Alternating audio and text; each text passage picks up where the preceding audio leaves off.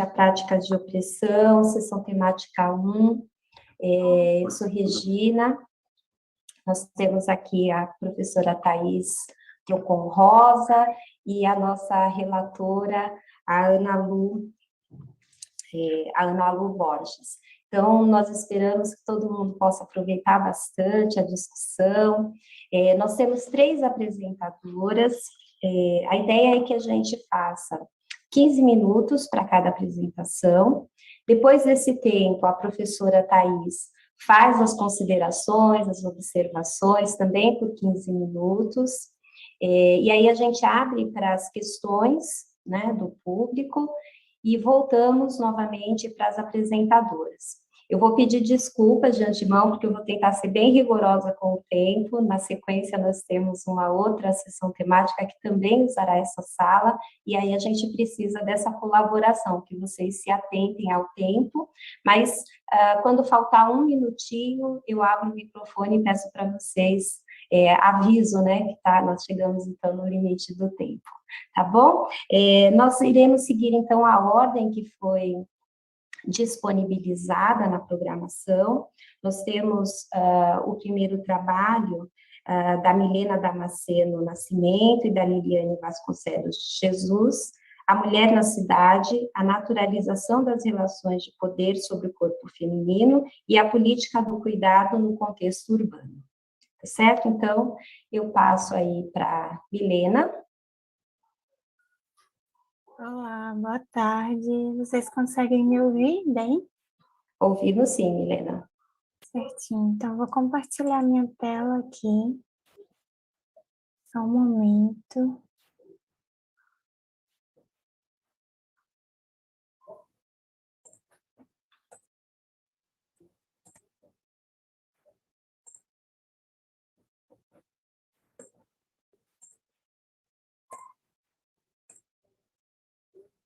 Conseguem visualizar certinho? Conseguimos, sim. Ok.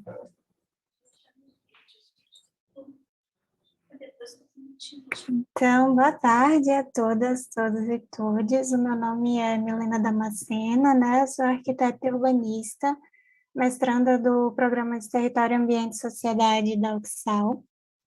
E o título do meu artigo, como Regina falou, é A Mulher na Cidade, a naturalização das relações de poder sobre o corpo feminino e a política do cuidado no contexto urbano. Ele foi desenvolvido em conjunto com a minha orientadora, a Liliane Vasconcelos. Então, o objetivo desse trabalho é entender, né, por meio de uma revisão bibliográfica, não só como a posição culturalmente inferiorizada da mulher e a desvalorização do trabalho de cuidado resultou em cidades excludentes, né, que segregam a sua presença, mas também o papel do Estado na manutenção dessas desigualdades e como o planejamento urbano é uma ferramenta fundamental no controle de corpos e territórios. Então, o artigo ele se encontra dividido em 3 seções. A primeira é a opressão naturalizada da mulher, seus reflexos na formação das primeiras cidades. O homem ele possui uma trajetória conflituosa, né, com a natureza, e ao mesmo tempo que ele se põe como alheio a ela, ele utiliza dela para justificar as suas leis. Então, ao colocar a mulher como frágil por natureza, ele condiciona a sua presença ao espaço doméstico e justifica esse comportamento como vital para a manutenção do bem-estar social. Então, a dominação da natureza pelo homem também é um paralelo da dominação do homem pelo próprio homem, onde ele naturaliza essas opressões sobre aqueles que não se encaixam nesse molde biológico, né, de dominante, ou seja, quem não é branco, cis hétero e de classe privilegiada pode ser, né, passível de dominação. Então, as mulheres não brancas não foi dada essa condição de frágil, elas eram tratadas como os homens não brancos, ou seja, como objetos de exploração, tanto no trabalho como sexual. E ainda hoje elas são as maiores responsáveis, né, por esse trabalho de cuidado e doméstico. Então, a caça, ela levou os homens mais longe. Porém, a maternidade, ela segurou as mulheres nos abrigos. Então, com isso, se inicia essa nova relação entre os sexos, né, onde a mulher se torna a responsável pelos cuidados com a aldeia, o que as coloca como subordinadas às crianças e, consequentemente, ao homem. Então, essa diferenciação, ela se torna cultural, que é um ponto-chave para a propagação e permanência dessa ideologia, reduzindo a mulher à figura materna e, consequentemente, à lógica reprodutiva, que é vital para manter o controle e adestramento da mobilidade de seus corpos. Então, essa fusão entre mulher e domesticidade é fundamental nessa naturalização da divisão sexual do trabalho. Essa posição inferiorizada da mulher, né, que foi construída socialmente e não naturalmente, restringiu ela dos espaços comuns da sociedade. Então, com isso, as cidades elas começam a se desenvolver a partir de ideias machistas e patriarcais, visando atender às necessidades do homem, né, que detém o poder. A segunda seção do artigo tem como título do corpo-território ao território da cidade, as relações de poder e as suas territorialidades, né? E aí, essas relações de poder, elas são exercidas primeiramente no corpo, nesse caso, o corpo da mulher. Então, esse controle, ele foi naturalizado e os argumentos partem dessa condição biológica de seus corpos, né? Condicionados ao trabalho reprodutivo. Então, as mulheres, elas foram historicamente responsabilizadas pelo trabalho de cuidado, e elas têm que dividir o seu tempo aí entre o trabalho remunerado de cuidado e o doméstico. E essas relações cotidianas interferem nas suas rotinas e restringem a sua vida e a sua posição social. E é esse trabalho doméstico não remunerado o segredo da sustentação do capitalismo, que ao mesmo tempo que invisibiliza o trabalho das mulheres, se aproveita dele. Então, de acordo aí com a Federici e com a Birolito, todo o sistema econômico e político depende do trabalho das mulheres na família, que é ignorado. Então, ao unir essa desvalorização com o controle estatal sobre os corpos femininos, o capitalismo transforma mulheres em máquinas de produção de novos trabalhadores, controlando também a forma de produzir essas relações. Então, o corpo ele se torna um produto e produtor dessas relações sociais e territoriais. Então, quando tratamos o corpo como um território, nós consideramos também o território como uma extensão indissociável desse corpo. Então, o Rasbaer, ele vai dizer que defender a vida e defender o território, né, são ações complementares. E de acordo com Sack, o uso do território, ele está associado, né, foi criado para suportar essas relações hierárquicas. E esse conceito, ele se reflete no território da cidade, onde as mulheres, elas possuem seus movimentos e acessos controlados pelo Estado. E essa falta de participação das mulheres no planejamento urbano, né, desde as primeiras cidades, resultou num meio urbano desigual para elas, onde o controle de sua mobilidade é exercido por meio de territorialidades impostas, que essa territorialidade ela é definida por Sack não como uma área a ser defendida, né? Se a gente considerar que o defensor tem que estar dentro ou próximo desse território. Ele afirma que o território ele pode ser usado para conter, restringir ou excluir. E é essa definição que se encaixa na situação atual da mulher, né? Porque ao frequentar o espaço público, mesmo que ela esteja sozinha, ela sente esse medo, né? Essa insegurança onipresente no seu caminho. Então, ela não se sente bem-vinda por estar sujeita continuamente a situações perigosas. E essa dualidade público-privada, ela interfere na vida da mulher nos dois campos. Então, o espaço doméstico, ele é tratado como alheio à interferência do Estado, e o espaço público não atende às necessidades dessas mulheres, né, por não considerarem as suas experiências válidas. Então, defender essa cidade democrática e um urbanismo inclusivo é também defender o direito à cidade e à vida pública da mulher. E isso só pode ser alcançado quando as mulheres puderem sair às ruas, né, de maneira segura e usufruir desse espaço público e de seus corpos de maneira livre. A terceira e última seção do artigo trata do papel do Estado na manutenção da dominação sobre o corpo feminino através desse planejamento urbano. Então, o Estado, ele pensa o deslocamento dos corpos buscando controlar, né, e dominar o espaço. Então, ao exercer o controle sobre a mobilidade e a imobilidade da população, ele garante também o controle dos territórios e das formas de territorialização desses corpos. Então, hoje, na sociedade ocidental, as mulheres elas já não são excluídas do espaço público.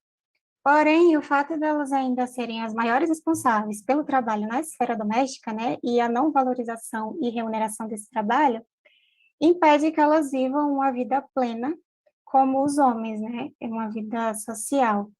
Então, apesar delas não sofrerem essa exclusão, esse contexto promove formas diferentes de inclusão nesse espaço público. E essas formas diferentes de inclusão são traduzidas na estrutura urbana, né? Naturalizando esse não pertencimento cultural das mulheres na cidade. Então, ruas mal iluminadas, pontos cegos, lugares vazios, né? São resultado aí de uma cidade mal planejada, que facilita e impulsiona casos de assédio e violência à mulher, reforçando esse estereótipo de que ela não é bem-vinda ali e que ela deveria estar em casa. Então, nós temos alguns pontos cruciais no caminho para cidades mais equitativas, que são eles o direito ao transporte público de qualidade, já que as mulheres são as que menos possuem acesso ao automóvel particular, né, principalmente as mulheres negras, e são as que mais utilizam desse serviço, que possuem um preço elevado e uma baixa qualidade. Fora que na cidade, as mulheres elas não estão cuidando apenas de si mesmas, normalmente elas são responsáveis pelo trânsito de crianças, idosos, pessoas com mobilidade reduzida, as quais esse transporte público também não atende. Então, o outro ponto é a luta pela inclusão de creches, que atualmente se encontra em um número defasado. Então, as mulheres não encontram somente dificuldade para matricular os seus filhos, como também para levá-los e buscá-los, né, porque a distância é longa. E as mães que possuem filhos em creches, elas apresentam uma maior taxa de ocupação no mercado de trabalho e em empregos mais formalizados, né? Então, elas podem trabalhar por mais horas, o que, consequentemente, aumenta a renda dentro de casa. Então, a defesa do Sistema Único de Saúde também é vital, né? Com políticas de saúde que tenham foco nas mulheres, e também a localização desses postos, porque é importante prezar pela qualidade de vida e facilitar o deslocamento da mulher. Então, em termos de segurança, se faz urgente a implementação das DEANs, que são as delegacias especializadas no atendimento à mulher, que hoje somente 7% das cidades brasileiras possuem essas delegacias, né, o que deixam as mulheres numa posição de vulnerabilidade. E, além disso, é importante também promover a inclusão do mapeamento afetivo dentro do planejamento urbano, porque é necessário identificar quais são os locais que passam essa sensação de insegurança, né, a partir dos relatos femininos, para que assim possa ser promovida soluções assertivas para esse problema.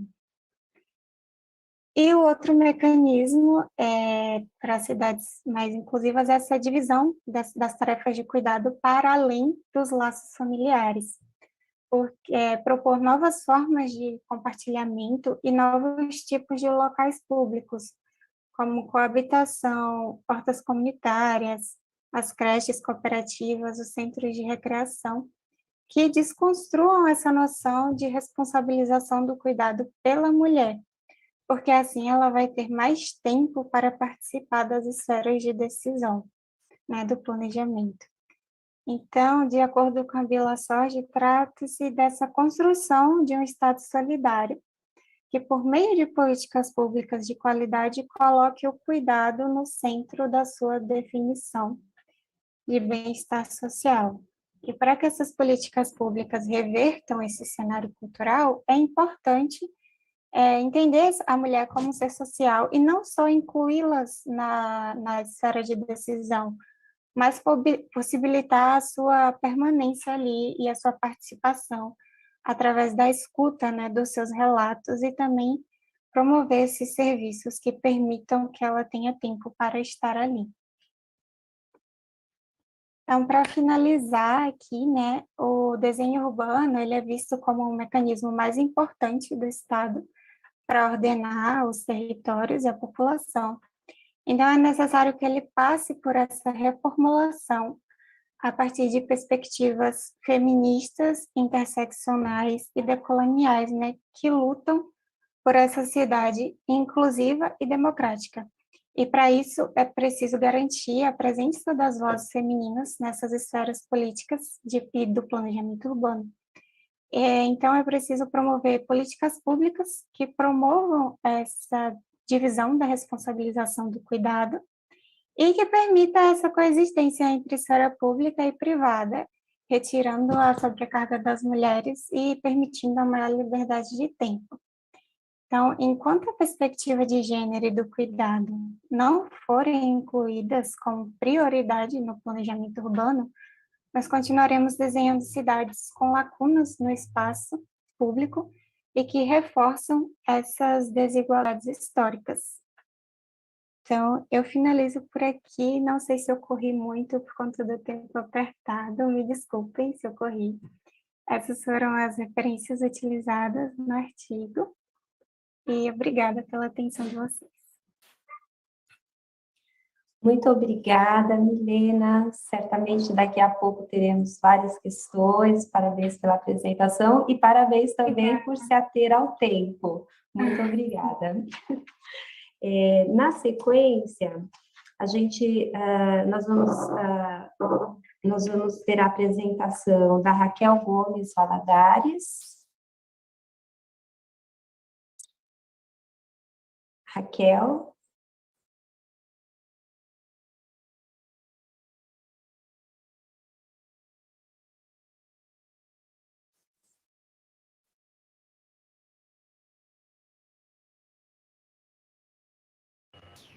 Boa tarde, gente. Só um momentinho aqui que eu tô com... Ai, agora vai. Prontinho, todos conseguem ver a apresentação? Sim. Ok.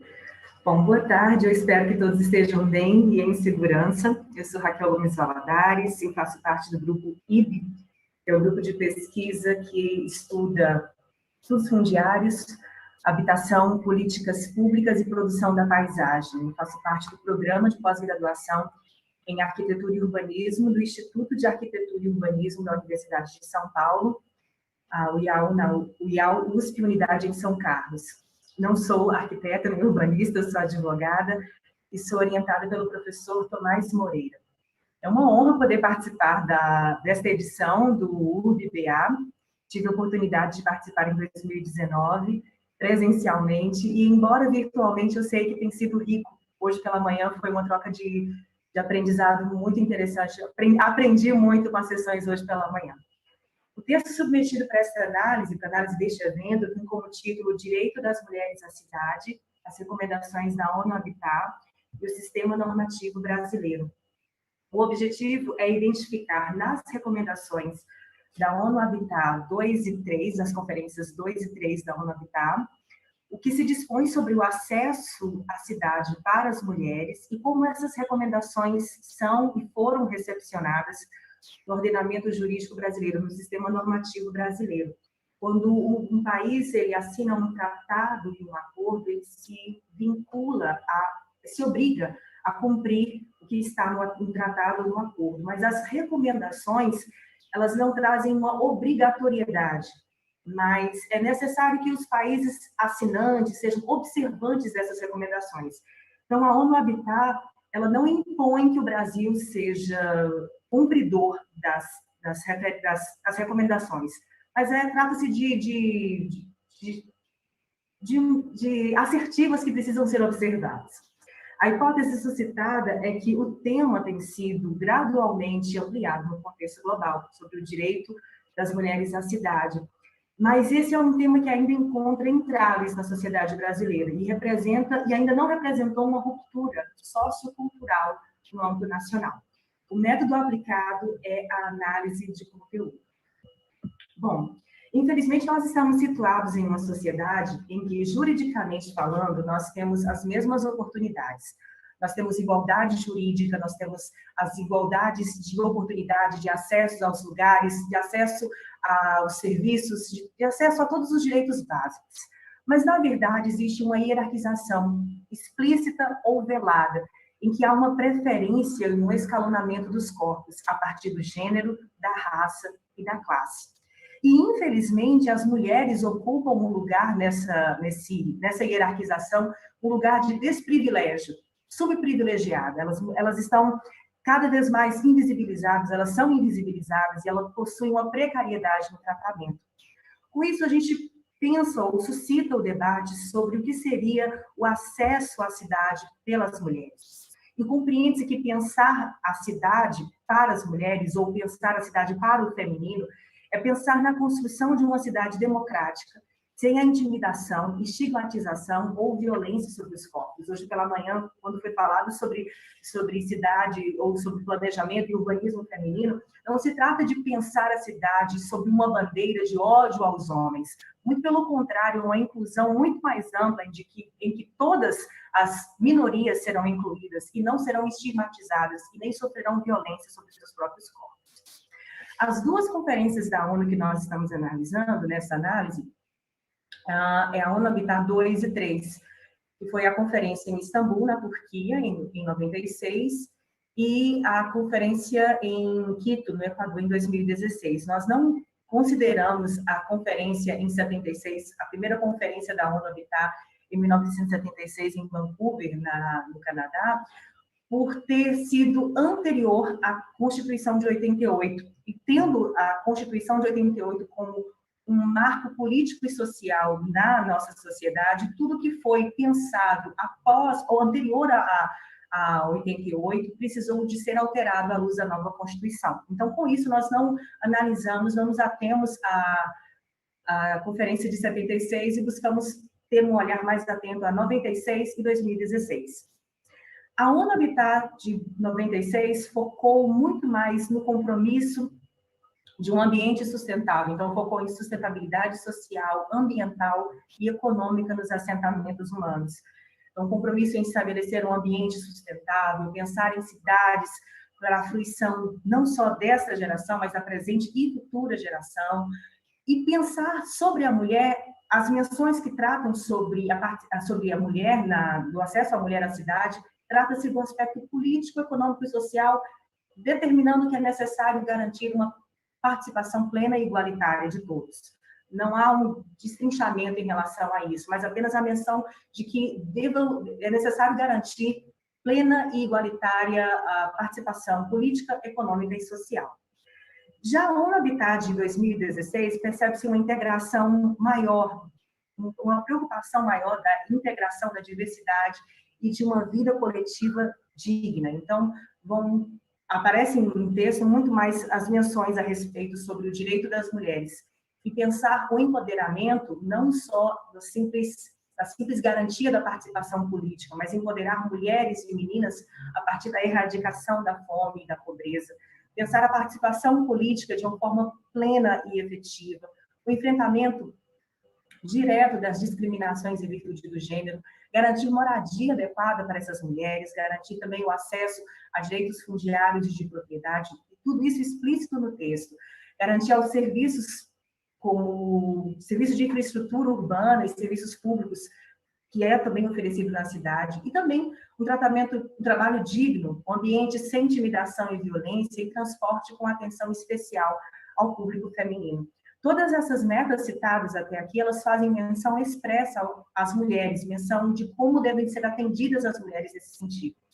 E como essas recomendações são recepcionadas no sistema brasileiro, no sistema jurídico brasileiro, é o que nós buscamos entender. Então, nós destacamos que, depois de 96, nós verificamos duas leis que são um marco no tratamento do meio ambiente do ordenamento urbano brasileiro, que é a Lei 9.605, de 98, que trata sobre crime ambiental, crime contra as atividades lesivas ao ordenamento urbano e patrimônio cultural, e a Lei 10.257, que é o Estatuto da Cidade. São leis posteriores à segunda Conferência das Nações Unidas sobre o assentamento humanos. Então, verifica-se um interesse de proteção ambiental, de planejamento urbano para presente e para as futuras gerações. Mas quando nós observamos em relação à conferência de 2016, nós percebemos que, na verdade, já existiam normas que garantiam toda essa igualdade de acesso das mulheres à cidade anterior a 2016. Existe uma lei que determina a cota de participação de gênero, que ela é de 97, mas só entrou em vigência nas eleições a partir de 2009. Existe uma norma de proteção e erradicação à violência, que é conhecida popularmente como a Lei Maria da Penha, que não é apenas uma lei punitiva, mas é um marco sociológico em nossa sociedade. Existe também leis que determinam, leis e programas sociais que determinam que para as mulheres é necessário ter um acesso preferencial à moradia de interesse social, tanto a habitação de interesse social, como o próprio programa Minha Casa Minha Vida apresentava o tratamento prioritário, o acesso prioritário das mulheres que são chefes de família para o acesso à moradia. Por isso vem o questionamento é justamente esse: se existe, então, no Brasil, as normas sobre o acesso igualitário, a igualdade de acesso à cidade para as mulheres, por que isso, então, não se vê na prática? Por que a gente ainda sempre debate a questão do direito das mulheres à cidade? Porque nós não vemos isso na prática acontecer. O direito das mulheres à cidade, ele não está concentrado em um conjunto específico de normas, ele está disperso em códigos, na legislação extravagante. E é preciso ter em mente que o sistema normativo não pode ser analisado isoladamente. É preciso entender que o nosso sistema normativo ele é integrado e precisa ter um diálogo. Por isso, nós trazemos a compreensão de Benjamin Marx em relação à interpretação das normas no conjunto de normas do Brasil, no conjunto de normas brasileiras. É necessário haver um diálogo das normas. As normas não podem ser pensadas ou tratadas isoladamente, porque se for assim, nós vamos sempre precisar de mais uma outra norma, outra lei, um outro código que garanta a proteção de direito das mulheres. É necessário pensar no diálogo das normas. E diálogo pensado no sentido de plasticidade, influência e aproveitamento recíprocos e harmonia. Plasticidade, porque a norma não pode ser pensada de uma forma rígida ou por paradigmas tradicionais. Nós temos na própria Constituição um princípio máximo, que é o princípio da dignidade da pessoa humana. E se todas as normas forem pensadas a partir desta premissa básica, todas as outras poderão ser encaixadas, todo tratamento pode ser encaixado a partir deste princípio básico. A influência e o aproveitamento recíproco, ou seja, existe uma porosidade, um entrelaçamento das normas. E a harmonia, pensar que somos uma sociedade plural e a harmonia da pluralidade, visando a coerência social, é necessário ser pensado. É preciso ter em mente que há o direito das mulheres à cidade, mas a toda nova circunstância, as mulheres acumulam desvantagens. As mulheres e o direito da cidade, o direito das mulheres à cidade é um campo em constante disputa e também um campo em constante desvantagem, onde as mulheres possuem desvantagem no tratamento. É preciso pensar que a inacessibilidade do direito à cidade pelas mulheres não é uma conjuntura, nós não estamos vivendo um momento de violação de direito das mulheres, mas é uma estrutura, tem sido isso ao longo dos anos, ao longo do tempo. E a violação de direitos tem sido agora Recording in progress. Perdão. A situação das mulheres tem sido, a violação dos direitos das mulheres tem sido publicamente vocalizada e estimulada. É preciso pensar em cidades democráticas e cidades para as mulheres. Eu agradeço a oportunidade de apresentar neste evento e muito obrigada pelo debate. Nós que agradecemos, Raquel, parabéns pela apresentação. Você, inclusive, ainda tinha um tempo, mas a gente volta a discutir daqui a pouco. Nós temos a apresentação agora da Daniela de Oliveira Faria. Olá, boa tarde. Pronto, ouvimos. Atrasado o meu áudio? Não, estamos ouvindo bem. Não, beleza. Eu não vou compartilhar uma apresentação, eu vou ficar com a minha fala mesmo. Vou começar então. Boa tarde a todos e todas. Meu nome é Daniela, eu sou arquiteta e sou mestranda de arquitetura pela UFMG, e eu vou apresentar meu artigo Nicine Jurema, uma história de cuidado, e acho que vale dizer que esse artigo é mais um artístico. Eu acabei de agora no mês passado, com um projeto que busca discutir as relações entre sexualidades e espaço. E para escrever esse artigo, problemas no som.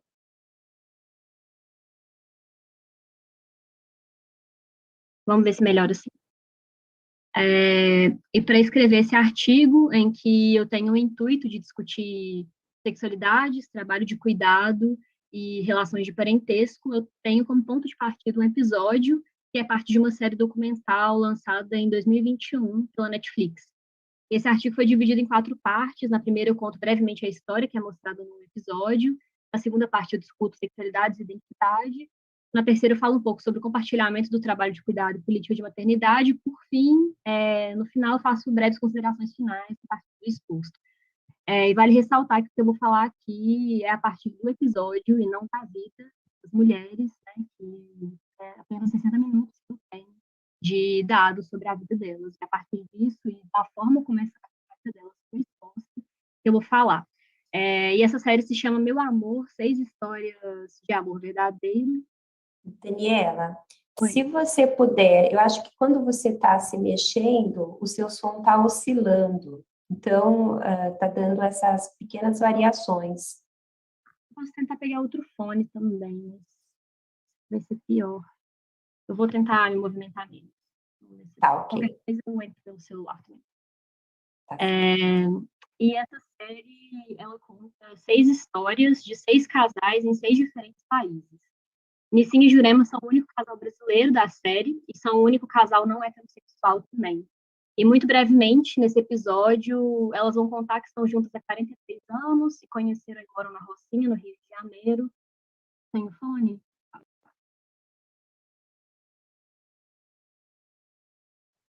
Me ouvem? Melhor.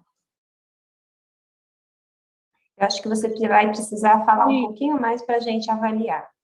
Mas estou ouvindo em princípio. E se conheceram e moram na Rocinha, no Rio de Janeiro. E Jurema vai contar que, com seus 20 anos, ela estava em um samba, quando uma menina de 14 chamou a atenção dela, a Nicinha, e a partir daquele momento as duas viraram amigas, depois acabaram ficando juntas, e Jurema conta que foi assim que a Nicinha foi ajudar ela a cuidar de seus filhos na casa dela. Então, hoje as duas vivem cercadas pela família, 8 filhos, 18 netos, 13 bisnetos, a casa está sempre cheia, e todos chamam Jurema de vó. Ela vai falar que tanto os filhos da Nicinha como os netos dela, os filhos das filhas dela, todo mundo chama ela de vó. E Nicinha vai contar que teve os filhos biológicos dela nos momentos em que brigava com a Jurema. Ela cita, né? Quando ela ficava com cara feia, eu fugia dela. Vou pro samba, mentira. Eu ia namorar e aí sempre escolhia. Chegava em casa e quando via, estava grávida. E Jurema trabalhou a vida inteira como doméstica, ela foi babá, cozinheira e arrumadeira em casas onde havia funcionário para tudo, alimentar, vestir, levar as crianças para a escola, e segundo ela, entretanto, sem ajuda de homem nenhum, ela criou Daniela, desculpa interromper novamente, mas o seu som está oscilando bastante. Eu não sei se para os demais as pessoas têm a mesma impressão, mas tem dado muita oscilação. ver se eu consigo. A impressão que dá, Daniela, é que você não está frontal ao computador. Enquanto você está frontal para ele, o som vem bem, mas a hora que você vira para o seu lado direito, o som desaparece praticamente. Tá, eu Entendeu? vou trazer mais próximo. Isso. Isso. E tenta ficar frontal ao computador. Tá. Eu acho que vai ajudar. Tá bom, vamos ver. E tá com barulho de fundo também, eu não sei se vai dificultar, mas enfim. E hoje a Jurema está aposentada, mas Nicinha continua atuando também como doméstica, enquanto ela cuida da casa dos netos. E a série mostra uma rotina diária de cuidados diversos entre as duas. Jurema é diabética, hipertensa, e Nicinha vai ajudar ela até o trajeto, até essas consultas médicas. Jurema fica o dia todo cuidando dos netos e da casa das duas, enquanto Nicinha sai de casa para cuidar da casa de outra mulher numa região nobre do Rio. Enfim, a série vai mostrar essa rotina mesmo de troca de cuidados e de compartilhamento de tarefas entre as duas. E aí começa agora a segunda sessão do artigo, e relembro que Foucault, em História da Sexualidade 1, A Vontade de Saber, vai mostrar como, no início do que ele chama de ciências sexuais, a sexualidade passa a ser vista cada vez mais como algo consubstancial ao indivíduo. Ou seja, não algo que a gente faz, mas algo que somos.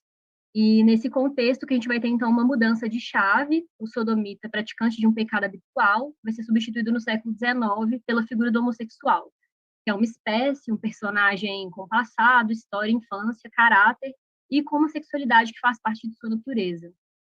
E em diálogo com Foucault, a Butler vai construir sua crítica à metafísica da substância, duvidando justamente dessa construção do sujeito autocoerente. Então, o gay, a lésbica, a mulher, para ela, o sujeito vai estar sempre envolvido em um processo de devir sem fim, de forma que a gente pode reassumir ou repetir a subjetividade de diferentes maneiras.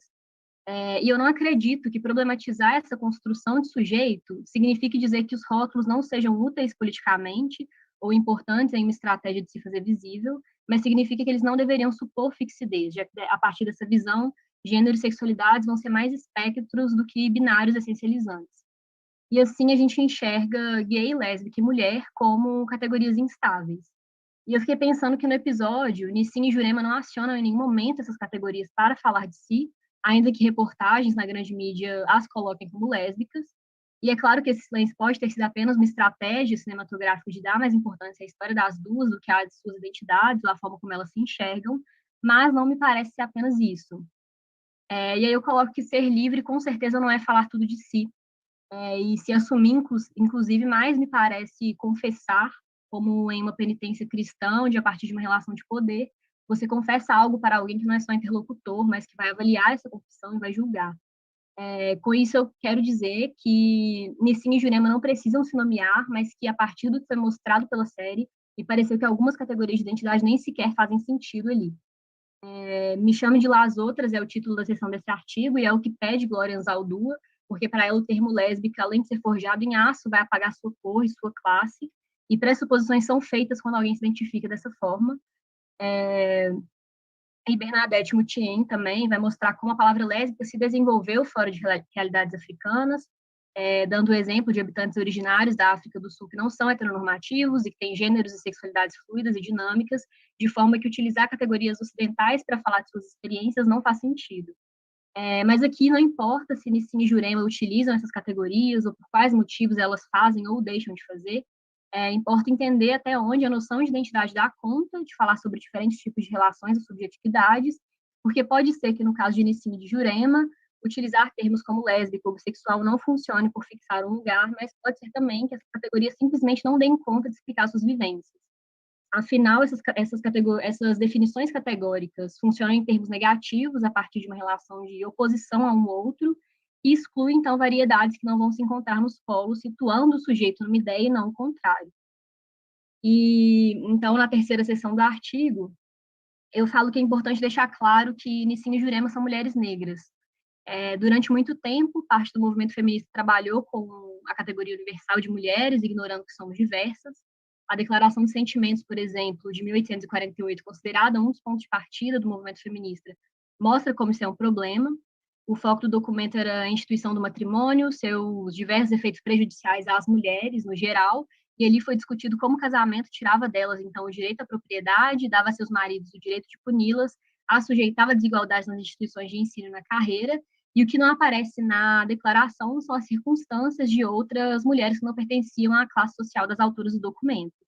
Até porque, na mesma época em que o matrimônio era considerado discutido, um problema para diversas mulheres que desejavam se inserir no mercado de trabalho, muitas outras já trabalhavam em fábricas e eram submetidas a condições atrozes, e isso nem ao menos foi considerado na escrita do documento.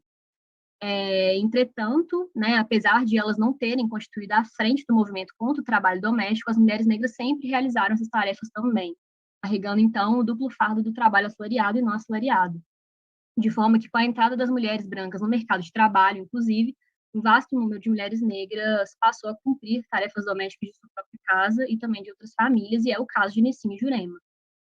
A seção desse trabalho chama o que eles chamam de amor, nós chamamos de trabalho não pago, como afirmou Federici, e a diferença principal existente no trabalho doméstico está no fato de ele ter sido transformado, né, em um atributo natural da personalidade feminina, de forma que, não reconhecido como trabalho, ele foi destinado a não ser remunerado, e não à toa, pessoas contratadas para realizar essas tarefas relacionadas ao cuidado e à esfera doméstica são, na grande maioria das vezes, mal remuneradas e precarizadas, e é aqui que é essencial lembrar que esse espaço na divisão sexual e racial do trabalho é ocupado majoritariamente por mulheres negras, que vão atuar, então, como empregadas domésticas, cozinheiras, faxineiras, e com tudo isso em vista, né, vale a pergunta, e essas mulheres, com quem elas vão deixar seus filhos para cuidar de crianças ou da casa de outras famílias?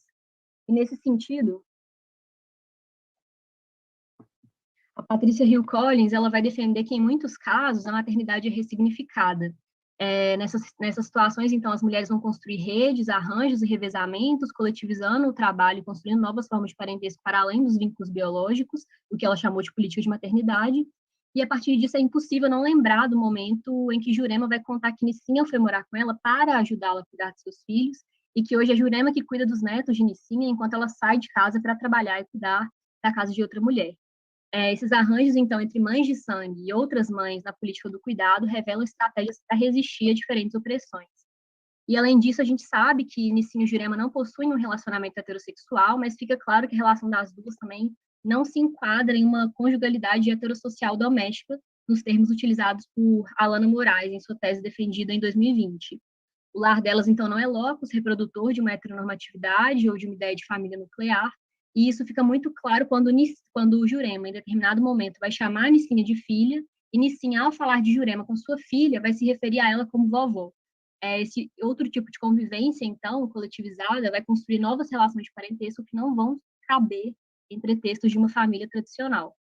E vale dizer que a gente vive hoje um governo, em parte, eleito por um discurso fortemente amparado na ideia de família como lugar de socialização, de ordenamento, de produção de paz social, e com o objetivo de reforçar, então, a ideia da família conjugal, nuclear, biológica, heterossexual, como o único modelo possível, incluindo, então, outras formas de organização, de modos de vida e coletivização do cuidado. Então, minhas considerações finais agora: a história de Nicinha e de Jurema, de fato, me tirou do lugar, porque, ao assistir essa série que estava me prometendo uma história de amor verdadeiro, eu assumo que eu esperava outra coisa. Entre as duas, há uma vida inteira de compartilhamento, de parceria, mas não há amor romântico nem romantizado, como a gente costuma ver em produções cinematográficas, e que, inclusive, parece haver nos demais episódios dessa série. E a verdade é que a história das duas me fez olhar para além de uma vivência lésbica típica e de dilemas de descoberta de sexualidades, homofobia e vida entre e fora do armário, que o cinema nos mostra tanto, enxergando na prática que muitas vezes falar em orientação sexual talvez nem faça sentido. E aí, partindo da discussão feita por Mutien, a partir do questionamento existe tal construto como o da lésbica africana, a gente reflete que a noção de gay e hétero, ela não existe em alguns mundos, o que não significa que não existam pessoas que se sintam de formas parecidas com as pessoas que em outros espaços são chamadas de gays e lésbicas. Enfim, o objetivo desse artigo não foi discutir se o que há entre Nicinha e Jurema é amor verdadeiro, ou se elas são ou se consideram ou não lésbicas, mas refletir sobre como outras relações de parentesco vão abrir possibilidades para o compartilhamento do trabalho de cuidado e como a necessidade de se compartilhar o trabalho de cuidado também vai levar à construção de novas relações de parentesco e novos vínculos que não vão se enquadrar em discursos identitários sobre sexualidades. E é isso. Muito obrigada. Obrigada, Daniela, desculpa. Obrigada pelas reflexões que você traz, que a gente vai discutir daqui a pouco. Obrigada por ter driblado os problemas com o áudio também. E agora eu passo para a Thais, a nossa debatedora aqui. Bom, gente, boa tarde a todas, todos e todes. Meu nome é Thais Rosa, sou professora aqui da Faculdade de Arquitetura da UFBA. Agradecer bastante à comissão organizadora do encontro por esse convite para debater essa sessão.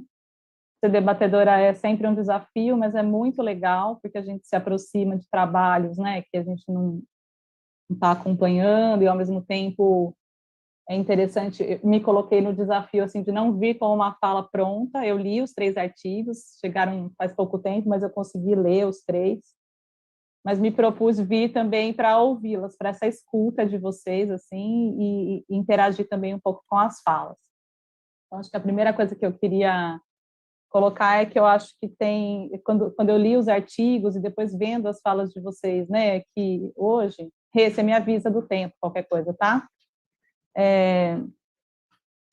Eu pensei, falei, nossa, tem 2 naturezas de trabalho bastante distintas aqui, né? Assim, acho que os 2 primeiros e o trabalho de Daniela têm naturezas bastante distintas, inclusive eles se autoalocavam em 2 eixos diferentes, né? Os 2 primeiros se autoalocavam no cuidado como política, e Daniela se alocou no cuidado como prática.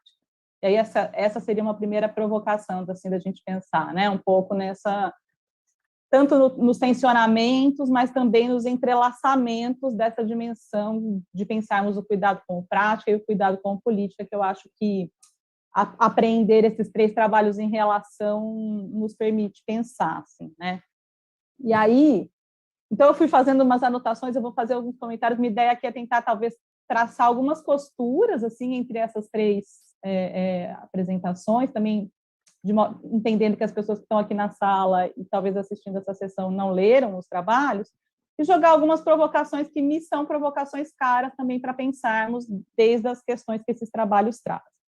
Então, a primeira coisa que chama a minha atenção, principalmente nos 2 primeiros trabalhos, é que tem um olhar para uma certa ideia de planejamento urbano, ou de institucionalidade, ou de legislação, que, em alguma medida, lança um olhar crítico para essas diferentes instâncias operativas ou pragmáticas que produzem e que incidem, digamos assim, normativamente sobre a cidade, mas, ao mesmo tempo, reproduzem, talvez, na sua forma de pensar e encará-las, mesmo que criticamente, a armadilha que estão criticando, qual seja isso.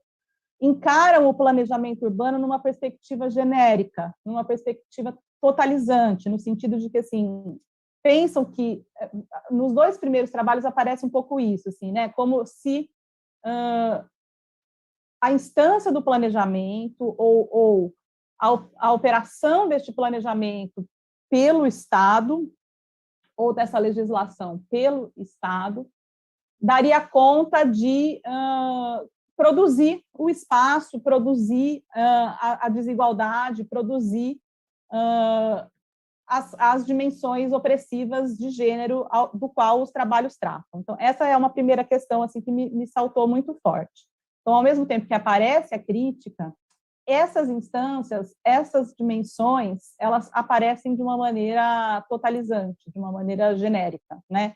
E aí, essa é uma primeira provocação.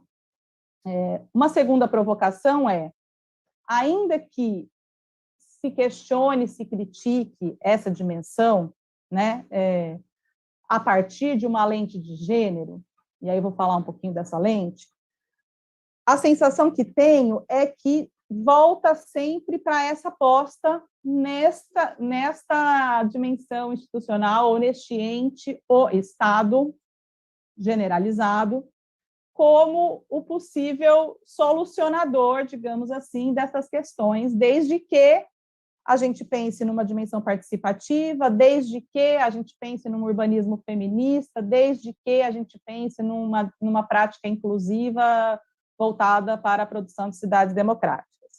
Então, esse é o meu segundo ponto. Isso basta? É disso mesmo que estamos falando quando pensamos o cuidado com o prático, ou o cuidado com a política, ou principalmente o entrelaçamento do cuidado com a prática feito política? Né? Eu acho que essa talvez seja a grande questão que essa mesa pode nos trazer. Aí, daí eu fui avançando um pouco mais. Né? Aí, o trabalho de Daniela, ela traz uma outra dimensão, e aí achei muito interessante esse fio que ela puxa pela série da Netflix. Fui até assistir esse episódio, que eu não conhecia, muito interessante, recomendo a todas e todos e todos,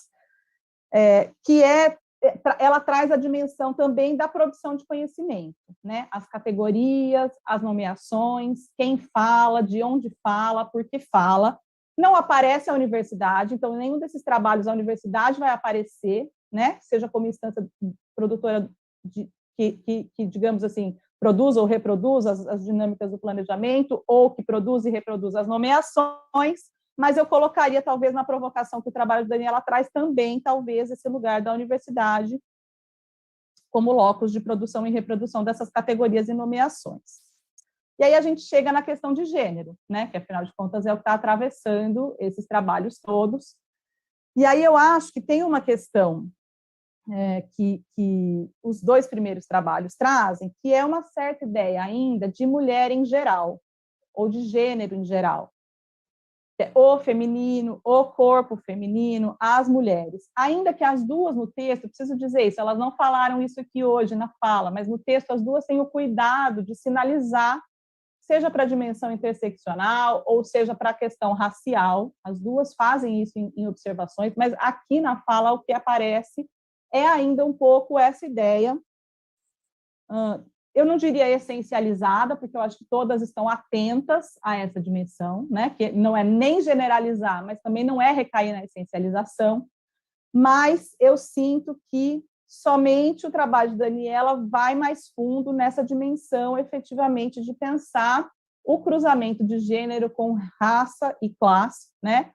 Em todos vai aparecer a dimensão de generificação da pobreza, eu acho que isso é uma questão, mas, assim, a questão racial, que eu acho que é uma questão fundamental para a gente entender esse tensionamento dos debates feministas, da questão de gênero, quando ela se cruza com as questões do urbanismo ou do espaço urbano, aparecem como essenciais. E aí eu acho que vale muito a pena a gente pensar no cruzamento das duas mesas da manhã, hoje, do Urba, que eu acho que elas trazem esse tensionamento quando vistas em relação, né?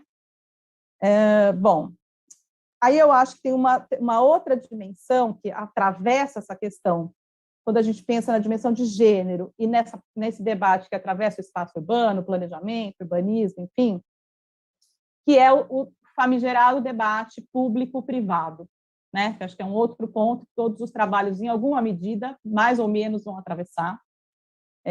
E aí eu acho que essa dimensão também pode ser problematizada nessa mesma chave que eu estou tentando construir aqui meio improvisadamente, que é como essa relação, essa dualidade, ou esse tensionamento, ou esse atravessamento entre público e privado, pode ser pensado de maneiras bastante diferentes da perspectiva de que corpos, de que mulheres estamos falando. E aí eu penso aqui, por exemplo, num trabalho muito interessante da Eugênia Mota sobre mulheres e casas nas favelas do Rio de Janeiro, em que ela vai mostrar como a economia doméstica costura a própria dimensão pública do espaço na favela, naquela favela em específico que ela está estudando. Então, só para a gente ir bagunçando também um pouco dessas categorias que aparecem muito quando o tema é gênero e urbanismo, mulher e espaço urbano, né? Acho que são elementos que aparecem para dar uma chacoalhada.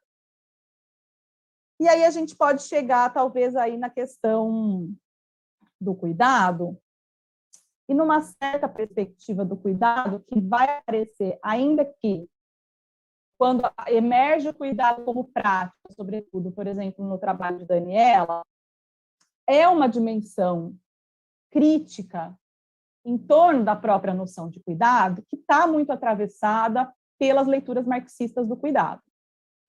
E que, bem ou mal, vão trazer o cuidado nesse lugar de reprodução, né? Não o cuidado, na verdade, como dimensão fundamental da vida, mas o cuidado ainda muito nessa lógica da produção e da reprodução. E aí, por que eu estou falando isso? Porque quando aparece, por exemplo, a questão de que a falta da participação, a ideia da inclusão, uma ideia de ajustes no urbanismo, no desenho urbano, como forma, então se a gente tiver mais creches, se as creches forem mais perto das casas, ou se a gente tiver postos de saúde, etc., como se isso, em alguma medida, pudesse dar conta dessas dimensões, que são dimensões tidas aí nessa chave da reprodução da vida. Mas aí, talvez, se a gente pensa numa perspectiva um pouco mais alargada, que eu acho que é muito o que o trabalho da Daniela puxa a partir do episódio, e talvez a partir do que as histórias de vida de Nicinha e de Jurema podem nos ajudar a ler, é uma perspectiva que vai para além um pouco disso, né? Que está falando muito mais do que da reprodução da vida, está falando da própria possibilidade da vida acontecer, né? Do que seja, na verdade, a vida, a depender das lentes e das dinâmicas e dos espaços e dos lugares e dos corpos de que estamos falando, ou que estão vivendo essas vidas, né? E aí eu acho que aparece, então, esse olhar, talvez, né, de ressignificação de dimensões que orientam ainda muito basilarmente a nossa noção, talvez, de cidade, de planejamento urbano, de urbanismo, que é, por exemplo, a ideia de família, né? E aí uma ideia de família que se associa a uma ideia de moradia, por exemplo, ou uma ideia de família que se associa a uma ideia de moradia, que se associa a uma ideia de estabelecimentos e políticas e equipamentos que se associem a isso. Mas o que esse trabalho traz para a gente pensar é que talvez, se a gente olhar com atenção, e aí é um lugar mesmo de intencionamento para os modos operativos da produção de conhecimento pela universidade, que eu estou trazendo aqui, mas também que alimentam os modos de produção de espaços pelas políticas públicas, pelo Estado. Não estou trazendo aqui, digamos assim, como categoria ou como ente, o mercado imobiliário, por exemplo, ou os mercados em geral, ou as corporações, porque foram elementos que não apareceram em nenhum dos 3 trabalhos de maneira direta, e acho que isso também é uma questão importante para a gente pensar. Mas, se a gente construir, talvez, outras formas de nos aproximarmos e de escutarmos ativamente, ou de pensarmos, ou de entendermos, ou de buscarmos aprender certas práticas, são práticas de cuidado, podemos dizer, ou são práticas de vida, de uma maneira mais ampla, né? Se a gente pensa que o cuidado é a instância basilar da possibilidade da vida, como foi falado tão bem hoje nas mesas da manhã, a gente vai chegar também em conhecimentos que essas práticas estão produzindo, em políticas que essas práticas estão produzindo, e que talvez não vão, fazendo o caminho inverso, chegar nesse lugar necessariamente ou apenas da instalação de posto de saúde, ou de mais creches, ou de uma mobilidade, ou de uma moradia digna, ou desse lugar que aposta todas as fichas exclusivamente numa certa lógica do Estado na produção do espaço, das políticas urbanas ou das políticas sociais de uma maneira geral. Com isso, eu não estou querendo desfazer o lugar dos direitos, certo? Ou essa perspectiva da configuração da cidadania, por exemplo, e dessa perspectiva do que a atenção à questão de gênero implica na produção de legislações, na produção de políticas, na produção de planejamento urbano, como o trabalho da Raquel, por exemplo, tenciona, ao revisitar isso no diálogo com as ONU Habitats, por exemplo, ou que a Milena também vai tensionar num diálogo mais estrito com a prática aplicada, talvez, do planejamento urbano, que às vezes aparece como urbanismo, chega até mesmo na ideia do desenho urbano como uma ferramenta bastante poderosa. Mas eu fiquei pensando que essa provocação que Nicinha e Jurema, através de Daniela, nos trazem, né? Embora Daniela não chegue, talvez, no olhar para o espaço, e aí fica como uma provocação, Daniela, desse artigo, mas quando a gente vai acompanhando o seu trabalho, depois eu fiz esse exercício de assistir a série, existem espaços onde essas ressignificações de família, de gênero, de parentesco, onde essas relações e práticas do cuidado estão se realizando. E que espaços são esses? E como esses espaços se configuram? E o que esses espaços nos contam, né? E que conhecimento, então, essas práticas vão nos trazer? Conhecimentos espaciais, conhecimentos políticos, né? Que conhecimento eles estão produzindo? Então, aí a gente vai chegar num lugar que a ideia de trabalho não pago também não dá conta, que é alguma coisa, talvez, que apareça nos 3 trabalhos e arremata, né? Mas talvez eu fiquei pensando assim num lugar, tentando concluir assim essas primeiras provocações e jogar para a galera assim. Eu não estou querendo cair aqui num lugar do empirismo absoluto ou de que tudo está na prática social, né? Eu acho que isso é uma provocação, mas em como é que a gente conecta essas distintas dimensões, ou talvez distintos entendimentos do que seja prática e do que seja política, quando a gente olha a partir de gênero, mas de gênero articulado com classe e raça, certo? Acho que isso é fundamental.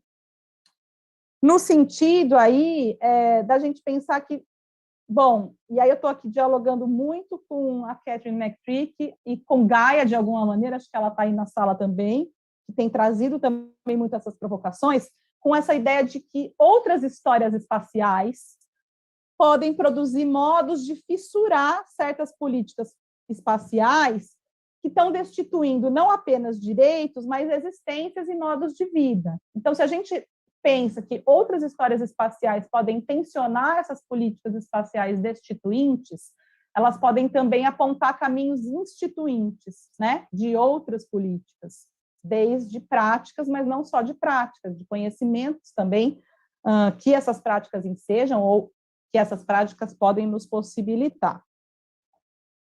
Estou falando aqui, então, também de uma certa noção que é olhar também para essas práticas, para essas histórias, para a cidade, etc., de outras lentes. E aí, sim, talvez a ideia de gênero coubesse de uma maneira bem interessante, né? A Ursula Le Guin, ela vai trazer a ideia de histórias vitais, que são histórias que vão ser pensadas não pela perspectiva do herói, mas pela perspectiva, por exemplo, das mulheres que estavam coletando sementes enquanto o homem ia lá caçar o mamute.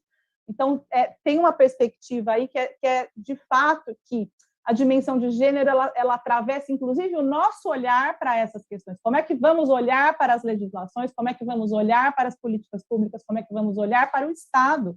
E que narrativas faremos disso que poderão impactar também essas práticas e políticas, no sentido, assim, então, talvez desse tensionamento de uma ideia de cidade em geral, de uma ideia de mulher ou de gênero em geral, de uma ideia de planejamento urbano em geral, né, situando de que corpos estamos falando, de que territórios estamos falando, ou, em última instância, como a Milena traz, e acho que é um diálogo que é bastante interessante com o feminismo latino-americano, e que ela traz a partir do Rogério Hasbart, que é essa imbricação entre corpo e território, que pode ser, talvez, alguma pista aí para a gente pensar nessa chave do cuidado, do entrelaçamento do cuidado como prática e do cuidado como política. Pensando que isso é um campo em disputa, né? Então, e acho que isso é uma dimensão que todos os trabalhos trazem também. E aí eu paro por aqui, jogando para a galera aí, vocês que vejam aí o que vocês vão fazer com isso. E continuo aqui também para a gente conversar. Bom, obrigada, Thaís. Eu ia sinalizar para você o tempo, mas aí você foi mais rápida. Nós não temos, por enquanto, questões no chat, mas a Thaís traz várias provocações, né, para as apresentadoras, e eu vou passar para vocês, então, para que vocês, enfim, sentindo-se à vontade, aceitem as provocações e aceitem esse diálogo. Então, a gente pode seguir a ordem, mas também podemos ficar livres e vocês irem respondendo como vocês acharem também. Acho que faz sentido cada uma se sentir à vontade para começar a responder. Tá certo? O que vocês acham? A gente segue a ordem ou vocês vamos fazer espontaneamente? E aí eu controlo o tempo também aqui para a gente não misturar, não passarmos das 15h30. esse silêncio. Bom, vamos seguir a ordem, então, Milena. Beleza, vocês estão me ouvindo, né? Tranquilamente. Pronto. Então, muitas questões aí pela Thaís, muitas aberturas também, vários caminhos abertos.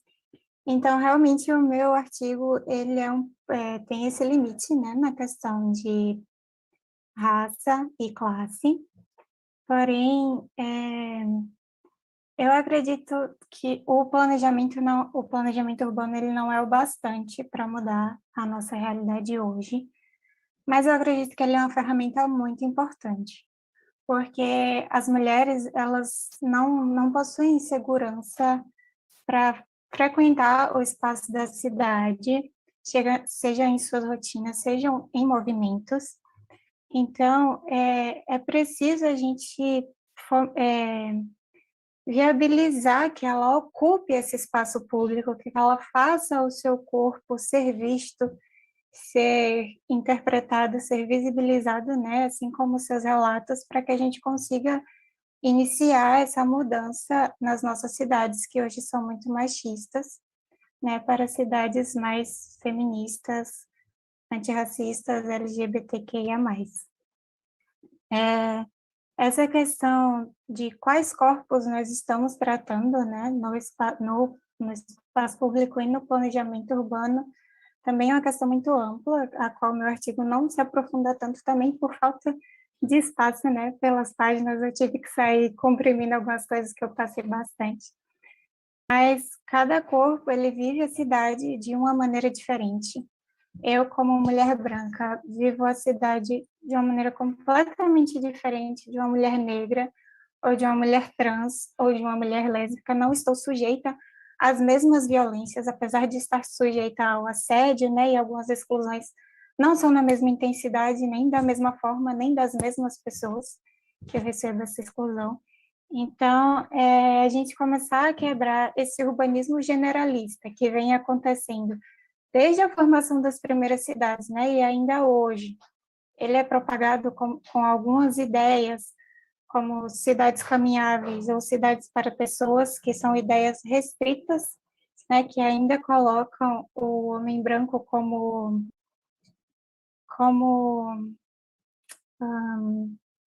a ideia dele, né, de viver a cidade como centro mesmo para as soluções. É necessário que a gente desconstrua para que possamos criar essas cidades mais equitativas e inclusivas e desconstruir essa noção da responsabilização do cuidado também é dar espaço a essas mulheres para que elas vivam a cidade.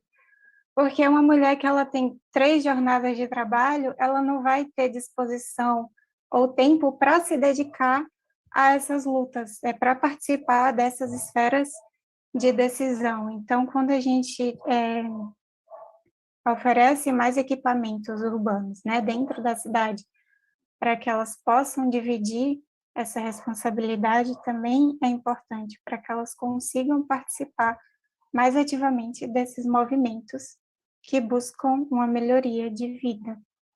E acredito que é isso, por enquanto eu vou dar tempo para as outras meninas falarem e depois qualquer coisa eu volto.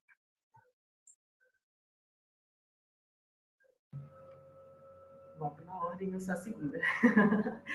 Muito obrigada, professora Thaís, pelas provocações. São provocações bem interessantes e que, é claro, a gente precisa levar em consideração que nós não estamos falando de corpos femininos homogêneos.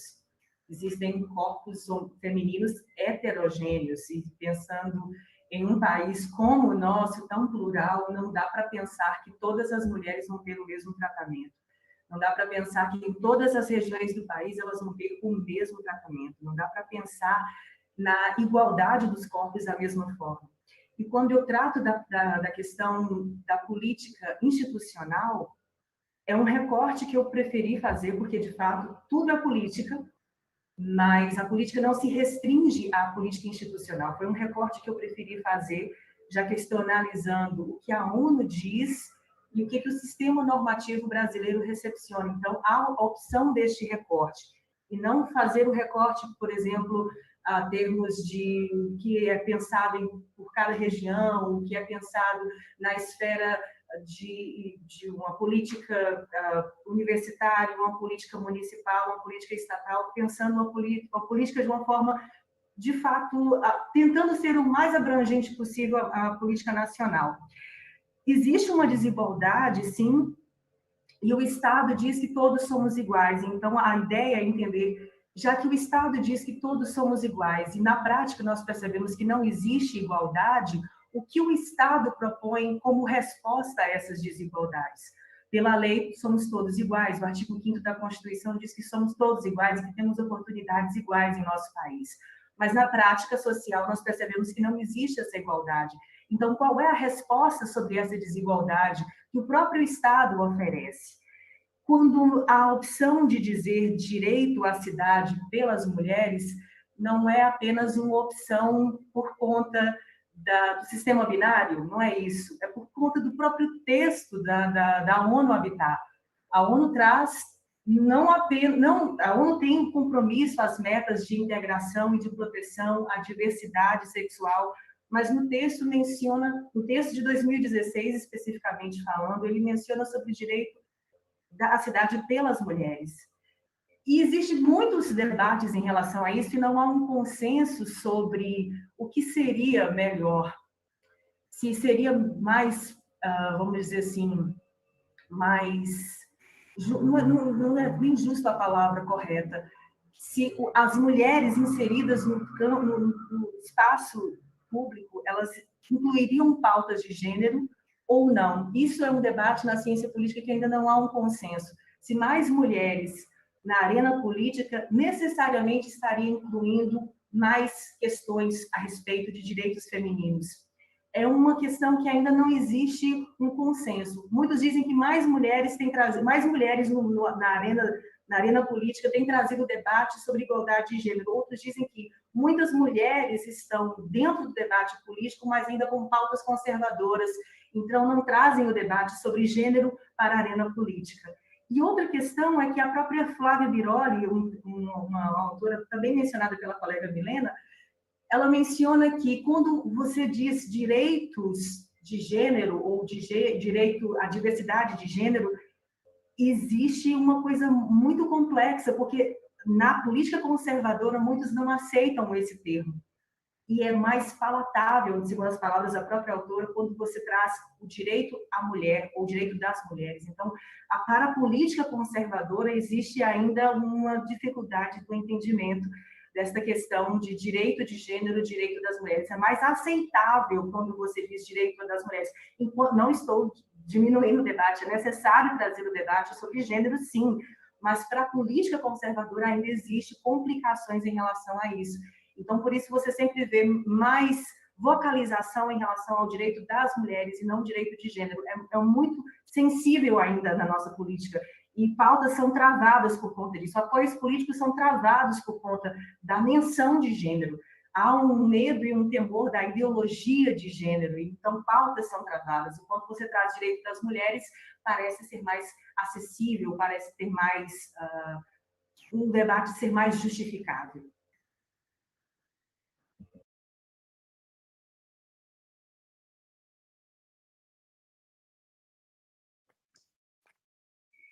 Posso fazer um breve comentário? Vocês estão me ouvindo bem?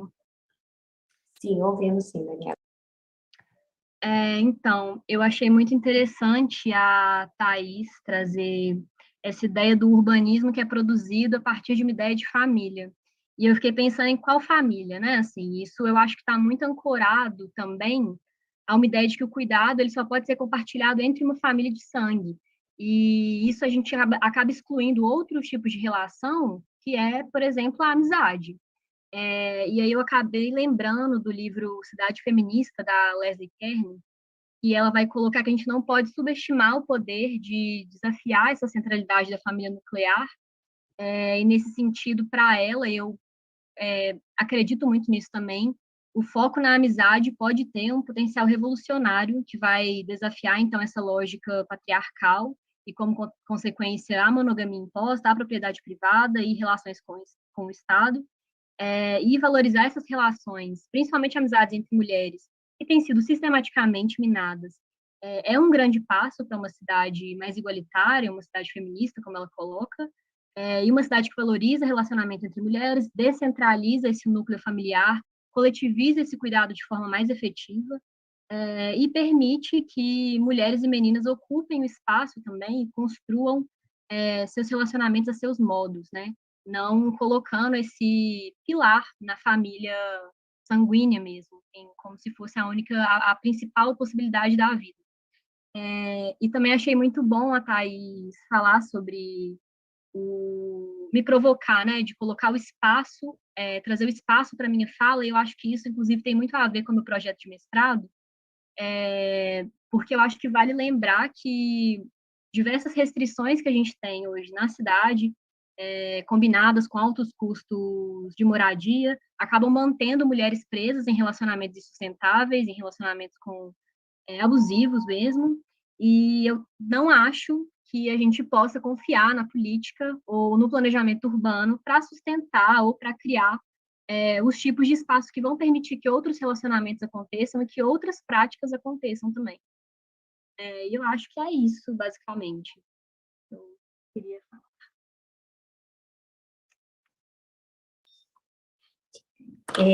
Não sei, Thaís, se você quer dar alguma ênfase a alguma das provocações que você trouxe, se você se sente contemplada.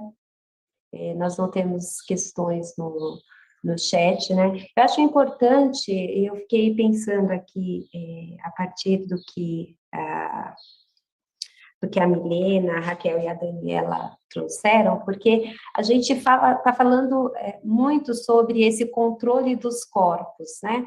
Esse controle dos corpos no território e de corpos femininos. E, na verdade, né, ou mesmo de corpos não só femininos, mas se você pega a população LGBTQIA+, também, essa ideia de que você deve controlar esses corpos e que esse controle ele se dá por homens que fazem, que é isso que a Karen traz, homens que constroem, que desenham a cidade, né? Essa cidade que tem também os seus usos que são tensionados e que são ocupados. E aí eu fiquei pensando que algumas lutas a gente coloca como lutas da atualidade, mas que elas são postas pelo menos desde a década de 60, né? Década de 60 e década de 70. O movimento das mulheres por creche, que continua sendo uma luta, então a gente também tem um direito que não é exercido e não é consolidado, né? A luta por creches noturnas, porque há mulheres que trabalham trabalham durante a noite e não tem com quem deixar os seus filhos. Mas também traz a questão, ainda que é a mulher que é a cuidadora. Então, novamente, essa ideia de que é a mulher que cuida, é a mulher que cuida também dos idosos, me parece que o episódio que a Daniela traz, né, também traz essa questão, o próprio envelhecer, e como esse envelhecer, e aí a gente tem alguns trabalhos da própria Mônica Gutenberg, mostrando como o envelhecer é muito mais pesado e penoso para as mulheres, porque há também toda uma determinação de como são esses corpos. Eu acho que o debate aqui, ele suscita muitas questões para a gente continuar aprofundando e se questionando, né? De fato, assim, o cuidado ainda é esse espaço feminino. E por que ele é esse espaço feminino? Né? Por que a nós vem, né, sendo estabelecido esse papel? E aí eu queria, talvez, que vocês pudessem trazer algumas questões em relação a isso, enfim, ou a partir dos trabalhos de vocês, colocar essas questões para a gente, porque isso é um espaço consolidado, né, do qual nós tentamos sair e toda hora nos trazem para esse espaço. Não só sobre o direito a reproduzir, mas o direito a não reproduzir também, novamente, há um questionamento sobre esse papel da mulher, considerando que a ela são estabelecidos papéis e que esses papéis vão derivar outros que se relacionam com o cuidado. E aí nós temos alguns minutinhos, eu acho que dá para a gente avançar em relação a isso aí, talvez 2 minutinhos, 3 minutinhos para cada um.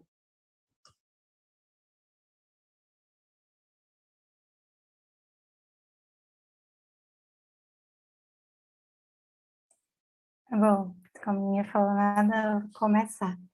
Então, eu acredito que nós ainda hoje somos colocadas nessa posição, né, de cuidadoras, porque ainda não conseguimos desconstruir essa noção que vem desde o início da sociedade, né, quando eu falo ali da instituição da casa, onde a mulher fica presa por ser mãe, e aí então passa a ser, né, responsável pelo trabalho de cuidado. Ainda hoje a gente carrega essa história que é difícil desconstruir, porque as pessoas que fazem as leis, que moldam as cidades, e todo o campo de trabalho também ainda são homens brancos, né? E eles não é vantagem para eles, digamos assim, se tirar do local de privilegiado e democratizar essa ação de cuidado. Então, essa noção de comunidade, né, de famílias não nucleares que a Daniela traz bem, a Johanna Brenner e a Flávia Biroli, elas também defendem essa noção de comunidade. Isso tem uma tradução assim no planejamento urbano, que é o sistema de coabitação, que são várias pessoas morando no mesmo lugar. Então a gente não tem mais essa noção de família única, né, pai, mãe, filho. Então são várias pessoas cuidando de várias pessoas, de várias famílias. E eu acho que é uma alternativa assim nova ainda, porém promissora, né, para a gente desconstruir essa noção de responsabilidade. Bom, eu estou aqui na minha mesa com esse livro que eu gostaria de sugerir para vocês, que é da socióloga Ray Connell, Gênero, uma perspectiva global, compreendendo o gênero da esfera pessoal à política no mundo contemporâneo. E uma das coisas que ela provoca é dizendo justamente isso. Em todas as sociedades contemporâneas sobre as quais temos estatísticas, as mulheres realizam a maioria das tarefas domésticas de limpeza, cozinha, costura, cuidado com as crianças e praticamente todo o trabalho de cuidado com os bebês. Ela é uma socióloga australiana e ela traz uma visão, um panorama sobre... Ela é uma mulher trans, traz uma visão tanto do continente europeu, asiático, africano, americano e a própria Austrália, a própria Oceania. E menciona que essa é uma construção que, infelizmente, está muito atrelada ao universo feminino. As mulheres, elas são enquadradas no lugar de mulheres cuidadosas, gentis, cuidadoras, e porque elas têm habilidade com as mãos, então elas estão restritas a trabalhos manuais, elas não podem exercer trabalhos de liderança. E quando elas são líderes, elas são questionadas sobre isso, porque elas são fracas, elas são sensíveis, elas são choronas, elas são emotivas, elas são tudo isso. Então, as mulheres, elas são sempre enquadradas nessa divisão sexual do trabalho como um ser inferior. E isso, infelizmente, nós não estamos falando apenas da sociedade brasileira. Esse é um problema histórico em várias outras sociedades, uma construção histórica em outras sociedades. E é difícil romper essa estrutura. É difícil romper essa construção que é colocada em relação às mulheres. As mulheres são sempre vistas como as fracas, e não como um ser completo e capaz de realizar qualquer atividade. E o homem também é visto como um ser superior, notável em autoridade, em uma postura de poder, ele está sempre superior, mas ele também pode tratar das questões do cuidado, ele também pode tratar das questões domésticas. Então, existe essa questão da generificação dos lugares, da generificação das funções, e uma divisão, como já existe na literatura consolidada, a divisão sexual do trabalho, a divisão sexual das atividades. E a gente amarga as heranças dessa divisão.